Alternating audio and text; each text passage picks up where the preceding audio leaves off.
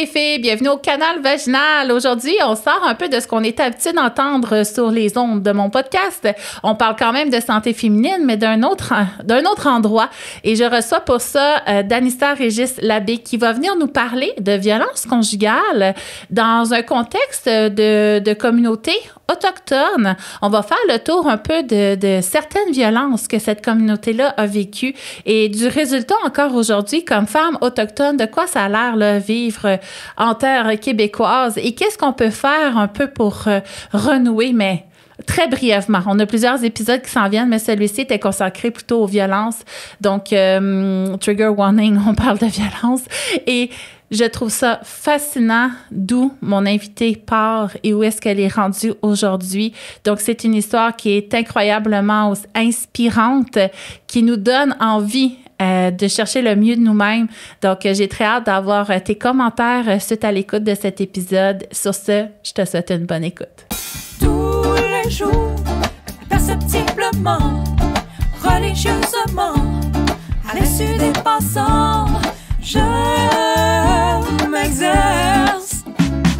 Non, ce n'est pas pour devenir un ninja. Non, ce n'est pas non plus un sport de combat. Tous les jours, les exercices pelviens. Aujourd'hui, les filles, merci encore une fois d'être au canal vaginal, mais aujourd'hui, sérieusement, on reçoit une invitée en or qui vient de loin, en Titi. Oui, de Sept-Îles. De Sept-Îles. T'as dû prendre l'avion? Oui, cette fois-ci, j'ai pris l'avion. En pleine tempête de pluie? Non. Tu l'as pas vécu, toi? Non, à Sept-Îles, il n'y avait pas de pluie quand je suis partie. Puis quand t'es arrivée ici, c'était pas trop dur? Il y avait la pluie. C'était quand même pas pire. Oui. Il y a eu des inondations partout au Québec. Mais écoute, je te souhaite la bienvenue. Merci. Je vais dire ton nom. Danissa Régis-Labbé. Merci, J'ai merci. tout le temps peur de me tromper à chaque épisode. Je peux le gagner dans les noms de mes invités. Et aujourd'hui, tu es venu nous parler de plusieurs choses, mais parle-nous de toi tout d'abord. Donc, t'es qui? Tu viens de Sept-Îles, on le sait. Qu'est-ce que tu fais à Sept-Îles? Ben, à la base, moi, je suis autochtone de la nation Innu. Au Québec, on a 11 nations. Moi, je suis Innu. C'est vraiment sur la Côte-Nord qui sont situées. Je viens pas de Sept-Îles. Je viens d'une autre communauté qui s'appelle Pessamit, proche de Bécomo, toujours sur la Côte-Nord. Mais je demeure à Sept-Îles. Je suis enseignante à la base, mais je suis aussi accompagnatrice en reconstruction de soi. Je suis conférencière. Donc, j'accompagne les femmes des Premières Nations à être la meilleure version d'elles-mêmes malgré tout ce qu'on peut vivre dans nos communautés. Oui, puis c'est un peu ce qu'on est venu discuter ensemble aujourd'hui, ce que vous vivez dans vos communautés. Oui. C'est ce que j'expliquais hors honte tantôt. C'est difficile quand on est en dehors des communautés de comprendre l'impact puis la différence de vos vies, en fait, à comparer à celle que nous, peut-être qu'on peut avoir. Et nous, on s'est connus dans le cadre d'un cours où est-ce qu'on apprenait à prendre la parole. Et j'étais après toi dans un spectacle où est-ce qu'on venait donner nos conférences transformatrices à notre audience. Et t'es venu nous parler de violence conjugale sur scène. Et quand moi, je suis arrivée après pour parler de vulve, je trouvais que j'avais plus rapport. Hey, ça a tout pris pour que je ramène un peu mon cerveau. Voyons donc ce que tu nous avais fait. Je sais pas si tu seras à l'aise. J'aurais aimé qu'on parle aujourd'hui, justement, en premier, de violence conjugale, parce que qu'est-ce que tu as vécu? Je veux dire, c'est extrême. Oui. Et pas banal. Oui. Est-ce que tu es prête à nous en parler un petit peu? Oui, bien sûr. Moi, c'est sûr qu'avec le temps, j'ai développé cette facilité-là.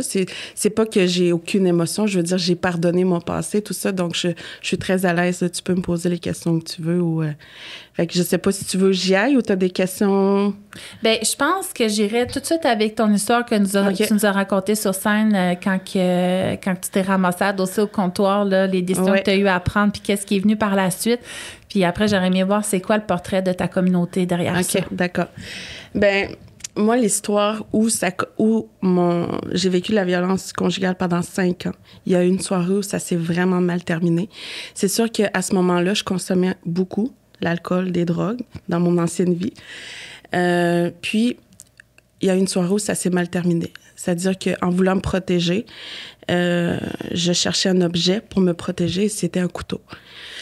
Puis c'est sûr que on va avertir les auditrices. C'est sûr que c'est très, très, très délicat. Je veux dire, ça peut choquer certaines personnes, mais sachez que c'est important d'en parler. C'est important de dire les vraies choses. Puis c'est ça.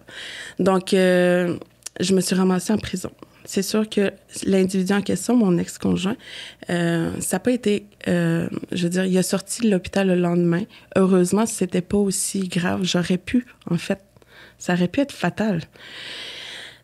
Donc, c'est ça. Puis, l'avocat m'a demandé si je voulais plaider légitime défense parce que mon ex-conjoint, lui, était venu voir mon avocat, expliquer la situation, que dans un contexte de violence, dans un contexte d'alcool, aussi de drogue, tu sais, des fois, on réalise pas ce qui se passe, on perd le contrôle complètement. Puis, mais à ce moment-là, je le savais pas, mais j'étais en train de vivre un choc post-traumatique. Là. Quand j'ai vu le sang, quand c'est moi-même qui ai appelé les polices pour me dire « Venez me chercher, c'est grave, j'ai fait quelque chose ». Sentiment de peur, je suis allée me cacher pour appeler la police. Je me rappelle vraiment de cette soirée-là. Puis, donc, quand mon avocat me demande si je veux plaider légitime défense, il m'a dit « Si tu plaides coupable, ben, on peut te donner du sursis, la prison à la maison. » Puis moi, c'est ce que je voulais. Je voulais juste retourner chez moi. Fait que je voulais pas revenir en cours puis aller plaider, aller parler, expliquer tout ça. J'ai dit non. Moi, je m'en fous d'avoir un antécédent judiciaire. J'ai même pas d'aspiration. J'ai même pas fini mon secondaire. Tu sais, c'est quoi? Non. Alors, je plaide coupable. Je veux plus jamais remettre les pieds. Donc, j'ai fait 15 mois de sursis, la prison à la maison, chez moi. Mais ce qu'ils savaient pas, c'est que j'étais déjà en prison à la maison avec un homme violent. Maintenant, la loi m'obligeait à rester. Puis c'est sûr que je consommais encore. Quand on a vécu des traumatismes comme les miens, ben les dépendances sont vraiment très présentes. Puis j'ai manqué beaucoup des appels des agents. Ils m'ont donné beaucoup, beaucoup de chance jusqu'au jour ils m'ont dit « Non, Danissa, là, t'exagères. Il va falloir que tu finisses ta peine en prison. » Donc, j'ai fait 4 mois à la prison d'Orsainville à Québec. Puis à ce moment-là, j'ai 21 ans, 22 ans. T'avais 22 ans? Oui. T'étais un petit chat? Oui. Puis les madames qui étaient là-bas, mon Dieu, j'avais peur pour vrai. J'avais vraiment peur. Il y avait toutes sortes de personnes. Puis je restais dans ma cellule. Puis une des belles choses que j'ai fait, par contre, ça, c'est quand même positif. Ben, tout ça, c'est positif. Je veux dire, oui, c'était atroce. Tu devais pas trouver ça charmant comme événement. Non, c'est ça, on va se le dire, là. Mais après coup, là, tu sais, on vit des expériences, puis on apprend d'eux. Mais ce que j'ai fait, c'est que je me suis inscrite aux adultes. Moi, j'étais une grande décrocheuse scolaire, là, à 16 ans, 15 ans, j'étais déjà plus à l'école. Puis je pense secondaire 1, 2, j'avais arrêté l'école. Donc, avec cette peur qui m'habitait, j'en ai profité pour faire quelque chose dans ma cellule. Donc, je travaillais dans mes cahiers. Fait que j'ai fini secondaire 2, 3, 4, 5 en 4 mois. Ben voyons donc. Je te dis, aujourd'hui, j'en reviens même pas comment j'ai pu faire ça. Toi, quand tu prends une décision, là, c'est pas pour demain, hein, c'est tout de suite. Ben, en tout cas, c'est juste que je devais passer le temps. Je devais oublier la peur qui m'habitait. J'étais dans ma cellule. J'essayais le moins possible de me mêler aux gens qui étaient là-bas. C'est sûr qu'il y avait des femmes avec qui, bon, c'était, je dirais, il y avait des Inuits. Une Inuit en particulier. Je chantais quand même moins... en tout cas, c'était pas si pire, mais quand même, c'était... Fait que c'est ça. Fait que j'ai terminé mon secondaire là-bas. Puis quand je suis sortie de prison, c'est sûr que j'étais pas encore prête. J'avais pas encore fait beaucoup de prise de conscience. Tu sais, je suis allée au cégep, mais j'ai dû comme arrêter parce que je continue de consommer et tout ça. Ça a pris un certain temps avant de réaliser que j'avais juste une seule vie. Fait que, ouais. Fait que c'est un peu ça. Fait que la violence conjugale, tu sais, j'ai peut-être sauté des étapes, mais pendant les 5 ans, c'était quand même 5 ans horribles. Tu passes 5 ans avec ce conjoint-là? Oui. Est-ce que vous aviez des enfants? Non. Okay. Non. Mais tu sais, aujourd'hui, ce monsieur-là, je le vois des fois dans la communauté. Aujourd'hui, c'est aussi une autre personne. Lui aussi, je dirais, il a dû vivre des choses, ses traumas, ses blessures à lui. Moi, c'est pas, je suis pas ici pour dénoncer, pour dire que non, j'ai vécu ça, puis lui, il est pas correct. Moi, j'ai vraiment pardonné, fait la paix avec mon passé, avec toutes les personnes. Puis je comprends que ce qu'on vit en communauté, c'est pas de la faute de la personne. Par exemple, si ma mère a trop consommé, moi, je suis une enfant de la DPJ, ben j'en veux pas à ma mère parce que, tu sais, il y a des raisons à tout ce qu'on vit. Puis c'est ma plus grande prise de conscience qui fait que j'ai aucune aucune colère aujourd'hui face à tout ce que j'ai pu vivre avec les personnes qui m'ont fait du mal, de loin ou de proche. Fait Parce qu'il y a un contexte très culturel dans vos communautés. Pas culturel, en fait, je n'aurais pas dire ça. Historique, oui, exactement. Des traumas historiques. Ouais. Est-ce que ça, tu voudrais nous en parler un peu? Parce que je pense que tout ce qui est consommation, ça, c'est pas un préjugé, là. C'est plus commun dans votre... C'est des faits quand même. C'est des faits. C'est sûr que c'est facile de dire, les Autochtones consomment, ils travaillent pas. Il y a des choses qu'on entend beaucoup, mais il y a quand même le fait qu'il y a des faits qui sont... Sauf que ce qu'il faut comprendre, c'est que ça n'a pas toujours été comme ça dans nos communautés. Puis ça, c'est important de le comprendre, c'est qu'il y a des raisons à tous les problèmes sociaux qu'on vit dans nos communautés. Moi, je l'ai appris. Je suis allée dans un cégep où j'ai appris la vraie histoire du Canada. Pas celle qu'on apprend dans les cégeps, les cours d'histoire qu'on apprend dans les cégeps. Moi, je suis allée dans un cégep à Sept-Îles, en ville. Puis c'est vraiment différent des cours d'histoire que j'ai appris à Kiona. Parce que celui qui raconte, c'est différent. Donc, moi, j'ai appris... la vraie histoire, on va se dire. C'est quoi la vraie histoire? Qu'est-ce qui est différent? Qu'est-ce que tu avais appris? Qu'est-ce que tu as appris au cégep? Je sais pas. On dirait que... Je sais pas qu'est-ce que tu veux dire par c'est différent. Ben, c'est différent. C'est parce que dans vos manuels d'histoire... Oui. On raconte... Toi, t'as été élevé avec nos manuels d'histoire, en fait. Oui. Puis là, t'es arrivé au cégep et on t'a dit c'était de la bullshit. Exactement. Parce que étant enseignante moi-même aussi, on est contraint à utiliser le programme de formation de l'École québécoise qui est justement avec tout ce qui est conforme avec la PDA, donc tous vos manuels à vous. On enseigne ça à nos propres élèves. Parce que, on n'a pas encore nos programmes, puis je pense pas que... En tout cas, je vois pas, c'est pas le sujet, là, mais on s'entend, là, dans les manuels d'histoire, on a 3-4 pages qui traitent de nous, alors que le début de tout, c'est nous. Ben oui, le début de notre histoire, c'est vous. Oui. C'est incroyable. Il y a tellement des belles choses aussi de notre culture, de nos valeurs qui expliquent cette colonisation aussi brutale, je veux dire. Parce que nous, par exemple, juste le fait de posséder un territoire, ça, c'est pas une conception qui existe dans nos valeurs. Tu sais, quand Christophe Colomb est venu avec notre hospitalité, notre bienveillance, on les a accueillis, sauf que lui, il voulait autre chose, mais nous, on pouvait pas savoir. Avec sa croix et tout ça, ça voulait rien dire pour nous parce que nous, on est des habitants de la Terre, mais... Tu sais, je veux dire, c'est nos enfants. On peut pas dire, OK, ça, c'est à nous, puis c'est fini, puis on exploite. Nous, on était des peuples nomades à ce moment-là. Fait que, tu sais, il y avait cette bienveillance-là, cette peut-être innocence aussi, qui fait que ça s'est tellement passé avec cette culture aussi dominante, puis nous, tu sais, fait qu'il y a ça. Fait que nous, on vivait quand même en harmonie. On était... oui, il y avait des conditions de vie difficiles. On s'entend que, tu sais, dans le temps, là, on remonte à vraiment loin, là. Mais je pense que c'est ça, la colonisation s'est faite trop d'une mauvaise façon, là, c'est malsaine, d'une façon malsaine. Puis avec tout ce qui... Tu sais, il y a des lois aussi, la loi sur les Indiens, la création des réserves. Tu sais, quand tu regardes la carte du Québec, puis les territoires de chasse, tout ça, on a fait l'exercice une fois à Kiona, puis c'était tout partout au Québec, par exemple. On a fait de l'exercice pour le Québec. Puis si tu regardes la carte d'aujourd'hui, ça équivaut à rien. Les réserves qui sont au Québec. Puis les réserves, le mot « réserve », ça vient du fait que c'était réservé aux Indiens. Ils ne pouvaient pas sortir de là. Si tu sortais, tu voulais t'éduquer, aller au cégep, à l'université, tu perdais ton statut. Si tu voulais sortir, marier un Québécois, tu perdais ton statut. Puis en perdant ton statut, tu perds. Tu perds avec la loi sur les Indiens. C'est quoi la loi sur les Indiens? Les Indiens. Oui, c'est ça. C'était le terme autrefois, puis encore aujourd'hui, c'est ça. C'est le terme qui est utilisé. Oui. Dans les cartes, moi, j'ai une carte de statut indien. Fait que vous venez toutes d'Inde, en fait. Non. Non. C'est une blague. Ils ont des beaux costumes pendant les mariages en Inde, quand même. Il faut leur donner des belles choses, mais ils ont d'autres choses aussi, là.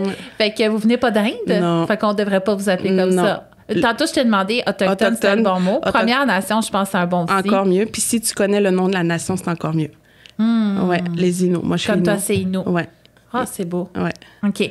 Et fait que là, la loi sur les Indiens, c'est quoi? Ben là, c'est sûr que là, ils ont commencé à vouloir nous comment nous gérer, là, à dire que, bon, nous, on a une mentalité inférieure, que l'on peut pas subvenir à nos besoins. Ils comprenaient pas la richesse aussi de notre culture, de notre mode de vie. Tu sais, on avait quand même des systèmes, même au niveau de l'éducation, tout ça, nos systèmes politiques, mais eux, c'était comme inférieur. Puis, donc, ils ont commencé à vouloir nous gérer, à nous mettre, parce que là, ils avaient pris possession des terres, puis ils ont créé une loi.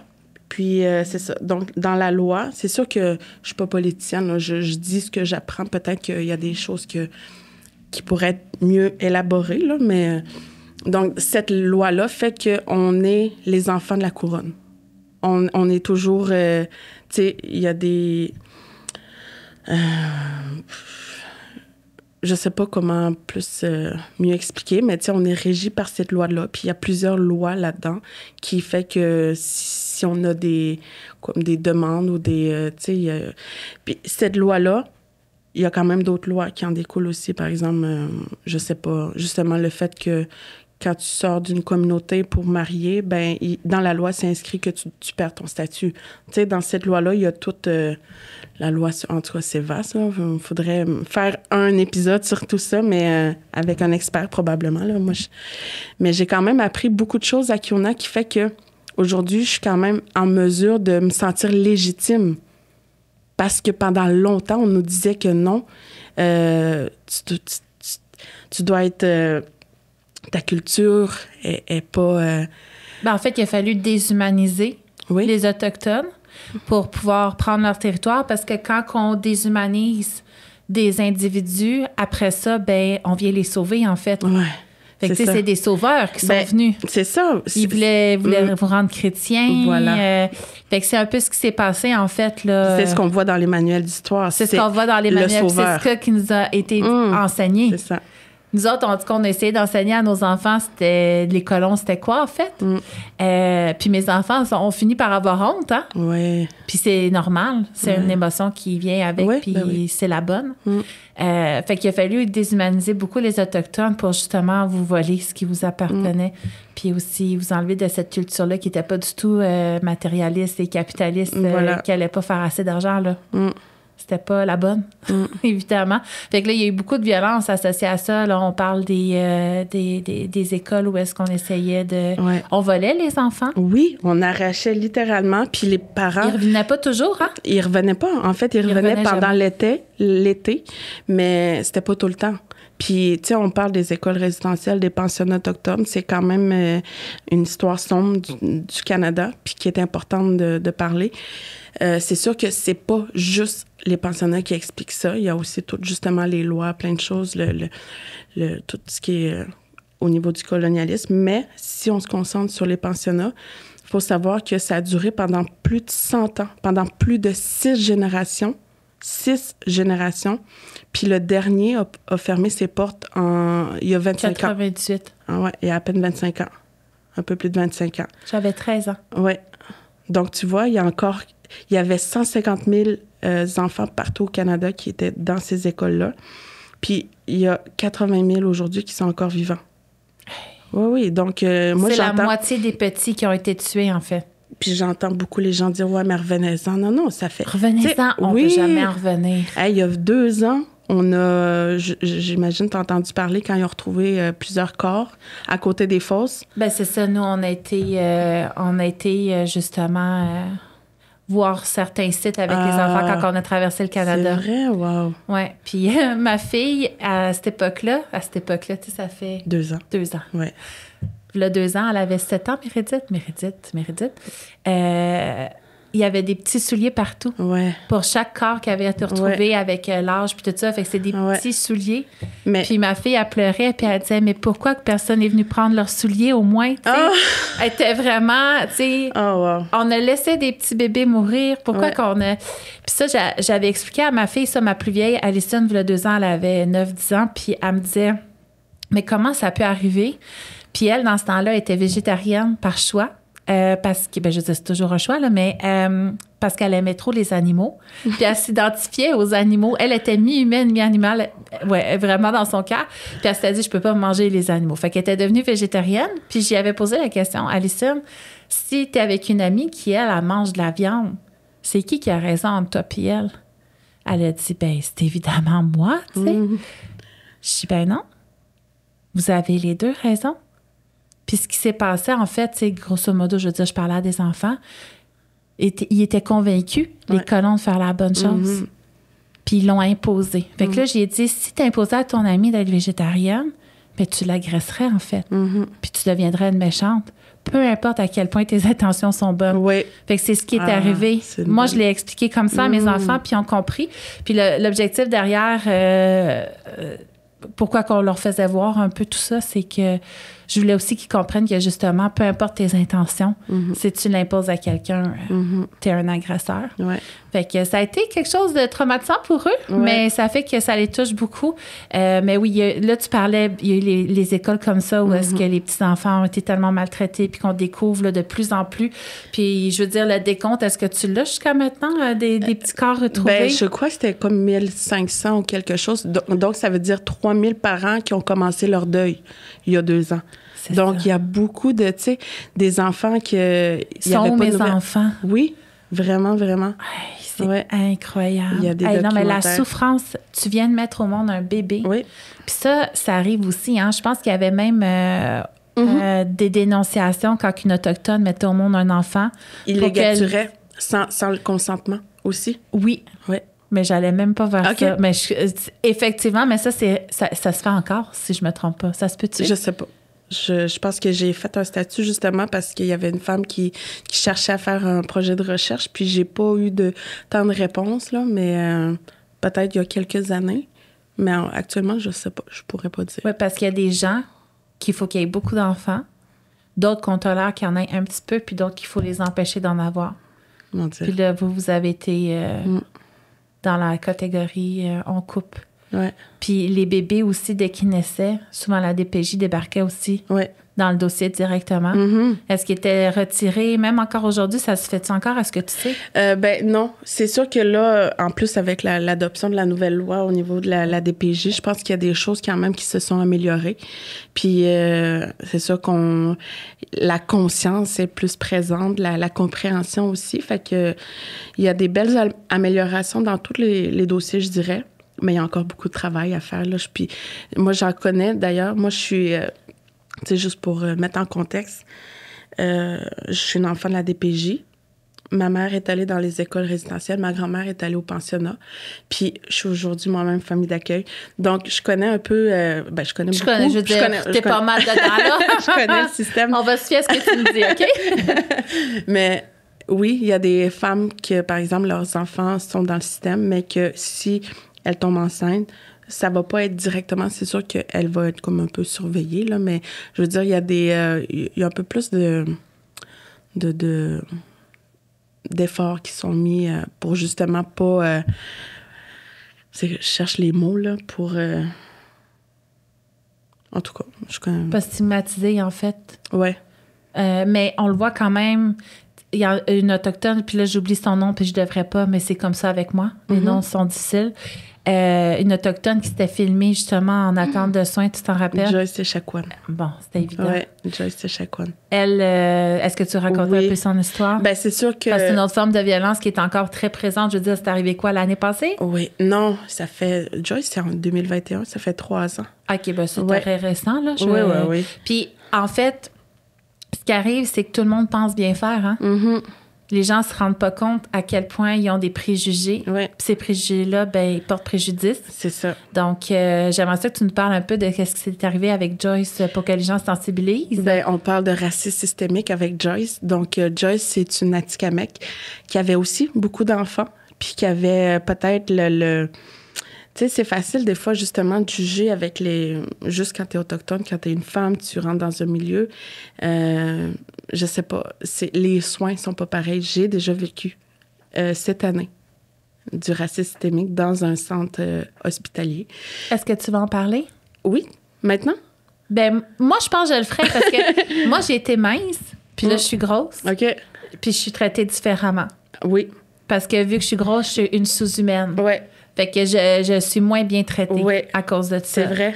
Même puis on haït les gros, tu sais, je veux dire, les gens haïssent les gros. Les gros ont le droit de s'habiller, de se nourrir ou de faire des activités quand ils seront minces. Ils n'ont pas le droit au bonheur dans un corps gros. Ouais, je comprends bref, je m'arrête maintenant. Tu comprends le concept? Oui, je comprends. Mais là, toi, tu as récemment vécu du racisme médical. Oui. J'aimerais que t'en parles parce qu'en fait, moi, ma chaîne est beaucoup écoutée par les professionnels de la santé. Puis on dénonce. Puis je le sais qu'ils sont là pour grandir. Fait que ils sont ouvertes. Gêne-toi pas, on t'écoute. Juste pour mettre en contexte un petit peu, tu vois comment je suis habillée. Je suis quand même... T'es extrêmement belle. Moi, je prends soin de moi. J'aime. C'est pas pour les autres. J'aime le faire. Mais cette fois-là, quand je suis allée, depuis 7 jours, j'étais vraiment mal en point. J'étais pas belle. Je m'habillais pas comme ça, pas en robe. D'habitude, je suis toujours en robe. J'étais en mou, vraiment mou. Puis j'étais allée consulter. Puis je pleurais tellement j'avais des douleurs. Puis moi, je mettais du crayon noir. Mon mascara coulait. Fait que, tu sais, l'apparence, hein, on juge par l'apparence en premier. Tout le monde sait ça. Puis juste, bon, avec mon nom de famille, le fait que je suis un autochtone, je suis rentrée dans le bureau quand c'était mon tour pour expliquer ce que j'avais, mais tu sais, j'ai été vraiment reçue de la mauvaise façon. J'en ai pleuré, puis pourtant, moi, j'ai quand même une capacité de me dire, OK, tu sais, je comprends, je relativise. Avec ton vécu, totalement, tu relativises beaucoup. Oui, je suis capable de dire, OK, c'est juste qu'il est ignorant, mais non, c'était vraiment irrespectueux. Je me suis sentie vraiment dénigrée, la façon que le monsieur me parlait. Puis, tu sais, c'est comme, ouais, mais qu'est-ce que tu veux qu'on te fasse? Tu sais, c'est comme si j'étais là pour rien. Alors que moi... Tu le dérangeais? Oui, je dérangeais. Puis, tu sais, c'est comme, parce que je vais vous mettre en contexte, c'est aussi peut-être le fait que c'est Ozempic. Moi, je prenais du Ozempic, mais pas parce que je suis diabétique, parce que je voulais perdre du poids. Oui. Puis ça, déjà, c'est un jugement qu'eux ont, parce que, bon, tu sais, je veux dire, c'est pas la bonne utilisation selon eux, mais moi, Danissa, si je prends le choix de le faire avec les risques qui sont associés à ça, c'est mon choix. Mais maintenant, s'il y a des problèmes et que j'arrive à l'hôpital, j'ai assumé mon choix, mais je suis pas là pour me faire dénigrer puis me faire dire non. Puis, fait que moi, j'avais été surdosée. Puis, encore une fois, la surdose, c'était même pas de ma faute. En tout cas, pour mettre en contexte, l'Ozempic était comme en arrêt sur les tablettes. Il n'y en avait plus pendant 3 mois partout. Donc, quand j'ai repris, quand ils m'ont dit, OK, il y en a, tu peux aller chercher, il aurait fallu que je commence dans la petite dose. Mais le pharmacien m'a dit, OK, tu continues. Fait que j'ai été surdosée. Fait que pendant 7 jours, j'avais des gros brûlements. J'avais tous les symptômes pas possibles. Puis je voulais mourir. Je pensais que j'allais mourir tellement c'était... Fait que je suis allée consulter en disant ça, que j'avais... Fait que le jugement... Justement, ben là, c'était quoi l'idée de prendre cette dose-là? J'ai dit, attends, c'est pas toi qui as eu l'idée? Non, là? c'est le pharmacien. Le pharmacien aurait dû me dire que je devais. Puis le pharmacien, je lui ai dit que je devais, que ça fait 3 mois. En fait, il le savait parce que lui-même, il le donne. Tu sais, je veux dire. Fait que, mais je me suis sentie jugée, mais la façon, tu sais, hautain de dire, ouais, mais... non, j'en ai pleuré. Comme j'ai pleuré devant lui. En fait, que tu n'avais pas réfléchi. J'ai pleuré devant lui. Que tu saches. Ah oui, hein? J'ai pleuré Bravo. devant lui. J'ai dit... C'est important de pleurer devant les gens parce que c'est là qu'ils réalisent enfin. Puis là, il me dit, ouais, pourquoi tu pleures? J'ai dit, est-ce que tu réalises de comment tu me parles? Il dit, ouais, mais je veux juste comprendre. Mais écoute ce que je te dis. Tu vas comprendre. Tu sais, il me laissait pas finir mes phrases. C'était vraiment arrogant. Puis je suis partie avec rien parce que j'ai claqué la porte. J'ai dit non, je tolère pas. Parce que j'ai appris avec le temps à me respecter puis à ne pas accepter justement... Sauf que là, t'as pas eu de soins. Non, j'ai pas eu de soins. Il a fallu que tu choisisses entre être respecté ou être soigné. Oui, j'ai souffert C'est encore. comme un choix dégueulasse. Là. Voilà. Donc, puis Joyce, elle, c'est ce qui est arrivé, en fait. Oui, mais là, Joyce, on s'entend qu'elle est décédée. Elle est décédée. En filmant ses bourreaux. Imagine s'il l'avait pas filmé. Personne n'aurait cru, personne n'aurait su. Oui. Puis ça, il y en a beaucoup qui vivent ça silencieusement. C'est pas tout le monde qui a la chance de venir dans un podcast ou de filmer, tu sais, d'en parler. Puis il y en a beaucoup. Juste, tu sais, t'arrives dans un milieu, je sais pas, dans un cégep, dans n'importe quel milieu où il y a quand même une barrière qui se fait parce que, bon, de un, c'est pas ta langue maternelle. De un, tu sais qu'il y a des préjugés. Fait que t'as pas nécessairement cette aisance de parler, de faire des demandes, tu sais, puis tu le sais que tu vas être jugé. C'est pas une conception. C'est sûr que les gens n'arrivent pas à dire, OK, c'est une réalité. OK? C'est pas parce que nous, on est là, puis on se... C'est un fait. Puis même si là, on est adulte, puis qu'on peut se raisonner, puis tu sais, je le dis tout le temps, parce que dans les contextes des sujets comme on va parler dans les prochains épisodes, on pense tous être des bons humains qui font la bonne chose, mais on réalise pas à quel point, comment qu'on a été construit enfant, ça influence, qu'on a justement des préjugés. Fait qu'enfant, en se faisant dire qu'on faisait la bonne chose, on essayait de vous rendre comme nous autres, c'est parce que vous valiez moins. Fait qu'après ça, adulte, vous êtes moins écouté. Vous êtes moins entendu, vous pouvez moins prendre votre place, vous avez moins de place. Ben c'est ça. Même nous, on pensait que c'était vrai, qu'on valait, on valait moins. Oui, à ce point-là, là, la fierté... D'être autochtone, vous l'aviez pas. La honte, non. Il y avait la honte pendant plusieurs années. Ça fait juste, je dirais, 10, 15 ans, 20 ans que les gens commencent à se réafficher, à mettre vos beaux colliers, vos belles boucles d'oreilles. Réapproprier leur culture. Puis on en voit beaucoup sur les réseaux maintenant aussi, des Autochtones qui partagent puis qui sont fiers. Juste pour, très inspirant. Juste pour mettre un contexte vraiment, un exemple vraiment clair, j'ai une amie qui, elle, était designer de mode dans le temps. Quand même très connue, là, je peux la nommer, c'est Kim Picard. C'est une amie. Puis, est-ce qu'elle est autochtone? Oui, elle est autochtone, la même nation que moi, du même village que moi, là, la même communauté. Elle habitait ici à Montréal, puis c'était difficile de percer parce que les Autochtones n'étaient pas encore à la mode, je veux dire. Là, aujourd'hui, c'est de plus en plus. Là, les gens sont curieux de plus en plus. Mais il y a 10-15 ans, c'était pas le cas. Puis ça a été difficile pour elle de justement percer puis de montrer l'importance. Puis elle, c'était beau. C'était vraiment incroyable ce qu'elle faisait. Puis elle le sait aujourd'hui, elle n'est plus designer de mode. Elle est dans le tourisme autochtone. Elle a comme un camp avec son futur mari. Ils vont se marier très bientôt. Puis c'est elle-même qui l'a dit. Mon métier, je l'ai fait à une mauvaise époque. Mais ça l'a tellement... Elle a appris beaucoup de choses, elle nous a partagé ça. Puis, tu sais, c'est ça. Aujourd'hui, les gens comprennent plus. Puis, il y a beaucoup la fierté aussi. On comprend pourquoi on vit comme ça dans nos communautés. Depuis la Commission Vérité-Réconciliation, 2009, ça fait pas longtemps. Ça, c'était quoi, ça? Commission Vérité-Réconciliation, c'est quand le premier ministre a fait ses excuses, a reconnu... Oui, des excuses, je me rappelle. Oui. Donc, après, ils ont mis en place cette commission-là pour aider justement les survivants et leurs descendants à mettre en place des centres de guérison, des choses comme ça. Il y avait beaucoup d'informations, surtout l'information. Je me rappelle, moi, j'étais encore toute jeune dans mon identité. Je m'étais inscrite au cégep. Je pense que c'était ma première année de cégep. Je commençais justement ça faisait comme 1 an que j'avais arrêté aussi de consommer, que j'étais retournée aux études, puis tout ça, que j'ai commencé ma 2e vie. J'aime ça le dire comme ça. Donc, ça faisait 1 an. Puis, j'étais allée à Montréal, ici à Montréal, dans un événement organisé par la Commission Vérité-Réconciliation. Toute une fin de semaine, j'ai vu, j'ai entendu les gens dénoncer, les gens pleurer, crier de rage. Les gens, les aidants naturels, la sauge, cette fin de semaine-là, ça m'a marqué. Ça m'a marqué. J'ai dit, crème, il y a quelque chose là. Pourquoi autant de douleur? Les gens racontent maintenant, c'est important.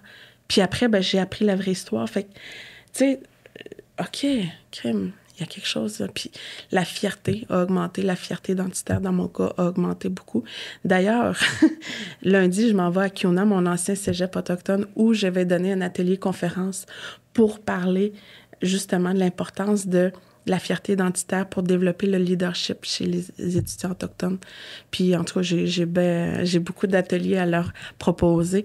Mais c'est ça, c'est important, justement, ce genre de cégep-là ou ce genre de connaissances-là. Puis, c'est pas nécessairement dans les écoles, comme tu le fais, toi, avec tes enfants, d'aller briser ça, puis ces préjugés-là, puis les conscientiser à ce qui est vraiment... Les responsabiliser. Responsabiliser, oui. Et ça, tu es ouverte, hein? On peut communiquer avec toi, puis... oui, moi, je suis sur les réseaux sociaux. Il te manque l'infolette? Non, je l'ai maintenant. Tu l'as? Je l'ai! Parce que l'affaire avec toi, c'est que tu es créative. C'est cool, mais c'est un problème parce que tu sais, c'est pas évident. Fait qu'au moins, quand avec l'infolette, on va pouvoir rien manquer, en fait. Vraiment. De tes conférences, puis tout ça. Fait que ça vaut la peine de se déplacer, t'écouter. Elle est extrêmement forte sur scène. Pour vrai, il aurait dû finir avec toi à la fois du spectacle. On était 12 conférencières, là. Te mettre en plein milieu, c'était trop. Mais non, mais moi, je crois qu'ils m'ont mis juste avant toi parce que tu as cet humour-là qui fait que ça détend l'atmosphère. Après, c'est sûr que c'était plus difficile pour toi J'ai dû ramener les choses en maudit. Mais comme tu étais très bonne aussi déjà, je pense peut-être qu'ils m'ont mis après pour que je ramène l'atmosphère juste avant d'aller dîner parce que Caroline, c'était puissant ton histoire. Mais écoute, fait que, tu sais, si je résume, la violence est quand même très présente dans vos communautés. Oui. Ça semble venir beaucoup des traumatismes que vous avez vécus. Toute cette aliénation-là que vous vivez encore. Ce sentiment d'être inférieur, en fait, que vous êtes en train de... Déconstruire. Puis c'est de toute beauté parce qu'en fait, on a tout à gagner à découvrir vos cultures qui sont tellement plus connectées. Humanistes. Parce que moi, en fait, la culture que j'ai enseignée autochtone à mes enfants, parce que je veux dire, je suis pas autochtone, mais c'est tout le beau derrière, en fait. Toute la fierté, le matriarcat, tout ce qui venait avec. Puis après, on comparait avec les Incas, par exemple, qui étaient très patriarcal, avec les riches et les pauvres, qui ressemblent beaucoup à notre culture à nous. Puis là, je disais à mes enfants, qu'est-ce que vous préférez, tu sais? Évidemment, c'était les Autochtones. Bref, je pense qu'il y a beaucoup de choses à déconstruire aussi dans comment on enseigne l'histoire à nos enfants. Vous allez de plus en plus, on va de plus en plus vous voir et rayonner, puis on a tout intérêt à ça. Il y a le National Geographic qui a publié qui disait l'avenir sera autochtone. Ah, mais je nous le souhaite tellement! Je nous le souhaite tellement. Mais moi, c'était important, ça m'a beaucoup touché ce que tu disais, ce que tu fais avec tes enfants aussi, l'éducation, tout ça. Puis juste pour mettre les choses... Tu sais, c'est sûr qu'il y a des gens qui vont peut-être juger aussi. Oui, je sais, parce que souvent, on me le dit que je m'approprie une culture. On parle de l'appropriation culturelle versus l'appréciation culturelle. Puis ça, moi, dans mes conférences, je le dis tout le temps, c'est sûr qu'il y a des éléments qu'il faut faire attention. Par exemple, la sauge, tout ça, tout ce qui est sacré. Mais au niveau des connaissances, si tu sais que tes connaissances sont... ce que tu leur enseignes sont authentiques, l'authenticité, où tu vas chercher tes sources, tu le fais de bonne foi. Tout ça, oui, les gens... Il y en a qui vont juger. Peu importe ce que tu fais, les gens jugent de toute façon. Donc, même si tu tentes de faire des choses, puis je parle à tout le monde, là, tu sais, de donner, de transmettre des connaissances, de faire des gestes, c'est important de le faire, même si tu n'as pas nécessairement toutes les connaissances qu'il faut. C'est très maladroit. Oui, mais c'est puis oui, c'est des bonnes intentions, mais c'est quoi mon impact au bout du compte? Tu sais, mon impact au bout du compte, je pense que c'est que j'accepte pas la culture dans laquelle on vit. Puis je trouve que ce que vous aviez, vous, c'était plus beau. Fait que moi, j'ai envie... Tu sais, la journée que l'avenir est aux Autochtones, qu'on soit prête à ça. Oui, prêt. Ah, mon Dieu. Qu'on soit prêt à ça. Puis, effectivement, j'aimerais mieux être autochtone. Honnêtement, mais je veux dire, je dois pas dire ça parce que, pas avec tout ce que vous avez vécu, c'est ben trop horrible, mais vos valeurs, en fait, sont tellement belles.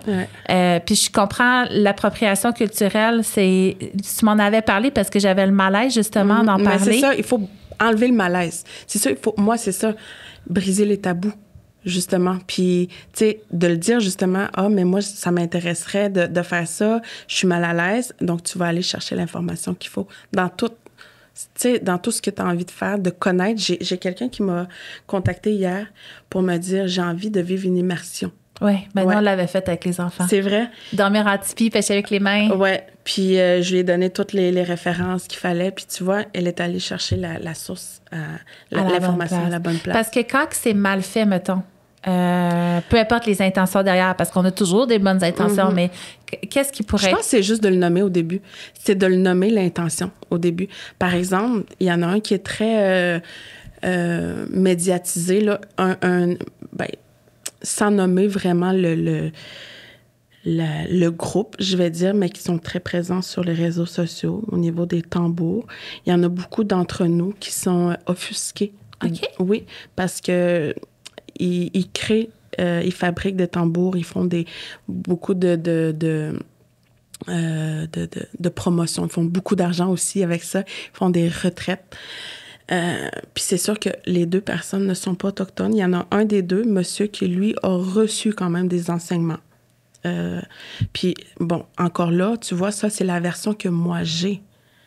Puis c'est la version, ceux qui le perçoivent mal, parce que moi, là, je comprends. Je veux dire, j'ai vécu une expérience avec eux quand je suis allée à la retraite, pas à la retraite, au bootcamp de François Lemay. Ils étaient là.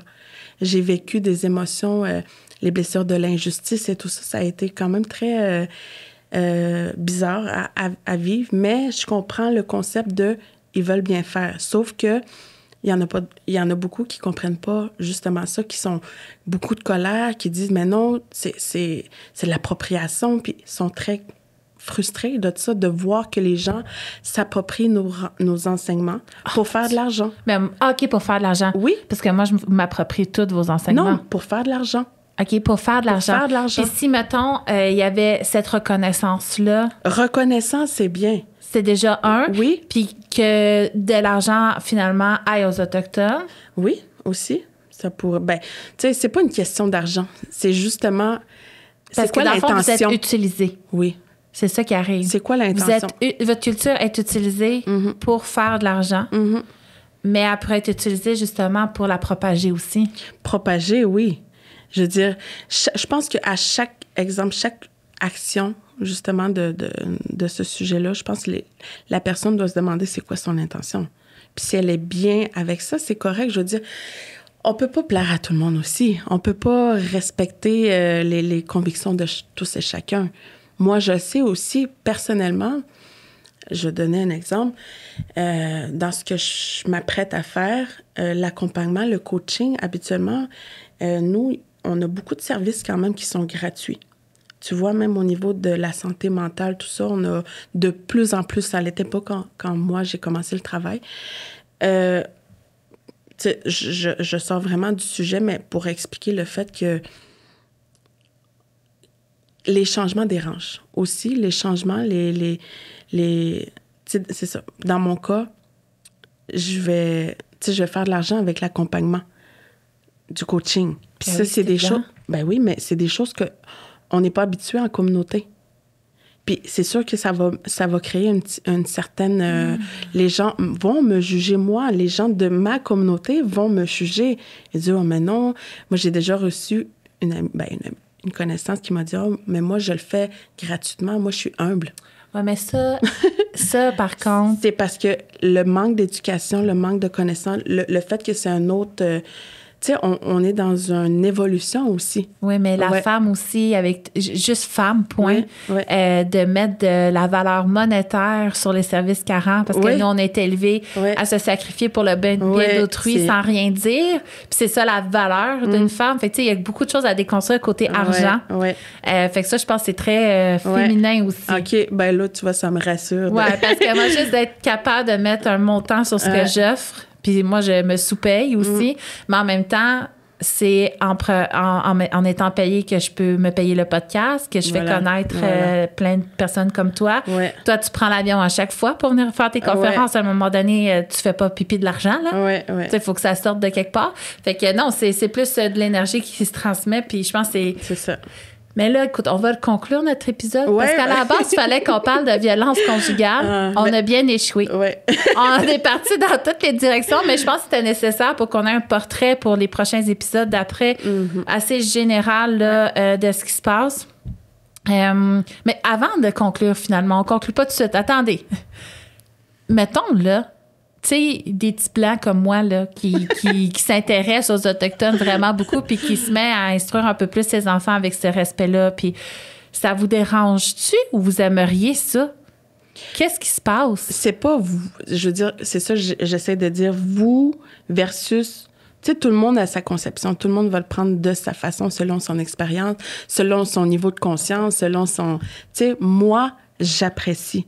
Ça se peut qu'il y ait des gens qui te jugent. Ouais. Mais moi, j'apprécie vraiment parce que, bon, je te connais aussi, je connais ton intention. Ouais. Puis je pense que tout le monde devrait faire ça en respectant justement tout ce qui est sacré. Il y a une limite à ne pas dépasser dans le sens que tu vas pas faire brûler de la sauge puis faire des... Tu sais, ou le tambour, un objet sacré, la sauge, les tambours.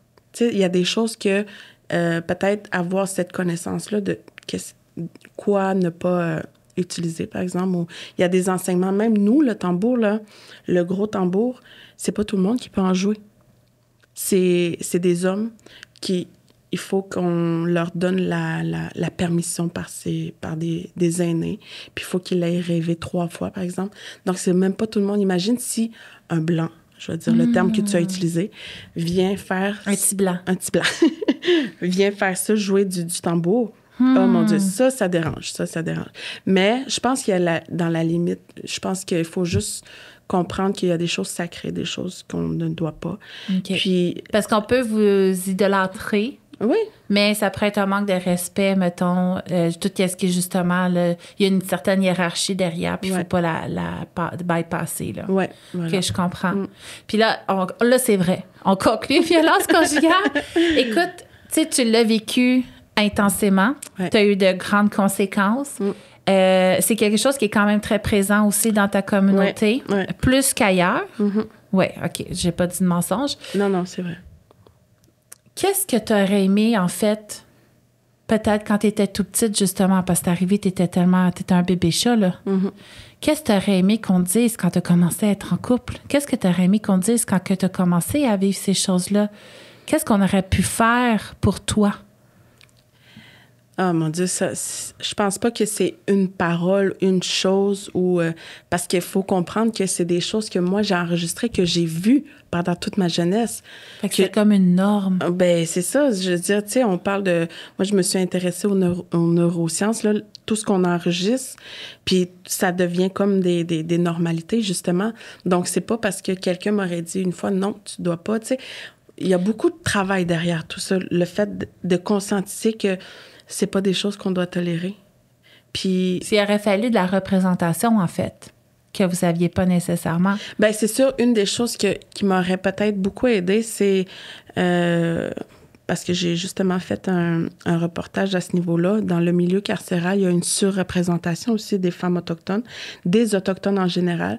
Puis là, ils ont de plus en plus de ressources, je crois, adaptées à leurs besoins. Dans le temps, c'était pas comme ça. Mais moi, si j'avais quelqu'un, justement, avec qui avoir un lien de confiance, avec qui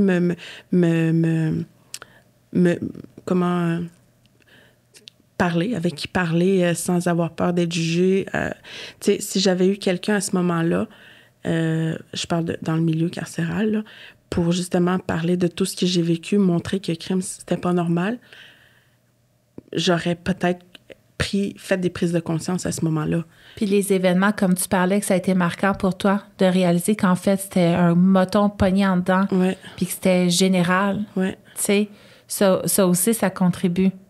Fait que de plus dire la vérité, plus parler de la vraie histoire, justement, ça aurait peut-être contribué, justement, que tu subisses moins. Oui, mais je pense que c'est ça aussi, une de mes missions, c'est de tu sais, c'est en dénonçant, mais dénonçant, en disant les vraies choses qu'on prend des prises de conscience. Puis si moi, j'avais eu la chance, justement, d'entendre quelqu'un dire les vraies choses à ce moment-là, comme je le fais aujourd'hui avec les femmes que j'accompagne, je pense que ça m'aurait aidé à faire des prises de conscience plus tôt, je pense. Je sais pas. Mais en même temps, bon. Oui, de pas cacher que t'as poignardé. Ah non, ton ex. Pas cacher que t'as été en prison. De le dire ouvertement, ça contribue à justement libérer. Hey, c'est pas super normal, ça pourrait être plus doux. Un petit peu. Mais aussi, ce qui est très beau dans ce que je dis dans tout ça, c'est que peu importe ton passé, peu importe même si t'as poignardé ton conjoint, t'as fait de la prison. Moi, j'ai déjà aussi même vendu de la drogue.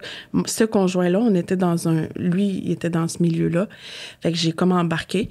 Puis, tu sais, ce mode de vie-là, son passé, peu importe ce que t'as pu faire dans ta vie, C'est pas ton passé qui définit la personne que tu es aujourd'hui. Puis tu peux tout accomplir. Puis c'est ça, la reconstruction de soi, que ce soit chez les Autochtones ou autres, c'est possible de devenir la personne que tu veux malgré tout ce que tu as pu faire ou vivre dans ta vie. C'est ça que le message plus positif. Là, que... Puis si on peut l'additionner à l'autre message juste avant, ça part, oui, de soi, mais ça prend quelqu'un qui facilite le chemin aussi. Facilitatrice. Quelqu'un qui donne confiance puis qui nous laisse ouvrir sans nous juger. Et voilà. Fait que ça, c'est un peu ce que tu offres maintenant à tes clientes aussi. Mais merci, Danissa, d'avoir fait combien de temps d'avion pour venir jusqu'ici? 2h30. Ah, c'est pas si mal. Ben non. Ben, crime, nous, 4 heures, on est en Floride, pareil, là. Ah, OK. Fait que... C'est plus loin? Ben, un petit peu. Je veux dire, 1h30 de plus serait des palmiers, là. On y va, on part. Mais merci d'être venu nous parler sans tabou, en fait, de cette réalité peut-être de violence là, qui est présente et que tu as vécue et de comment tu t'en es sorti, puis aussi mettre la lumière un peu sur quelques préjugés. Puis ça va continuer dans les prochains épisodes parce qu'au bout du compte, on espère juste être tout unis, justement, puis se regrouper entre nous. Donc, merci beaucoup, Danissa, d'avoir pris le temps d'être venue au Canal Vaginal. Merci à toi. Les exercices péniens.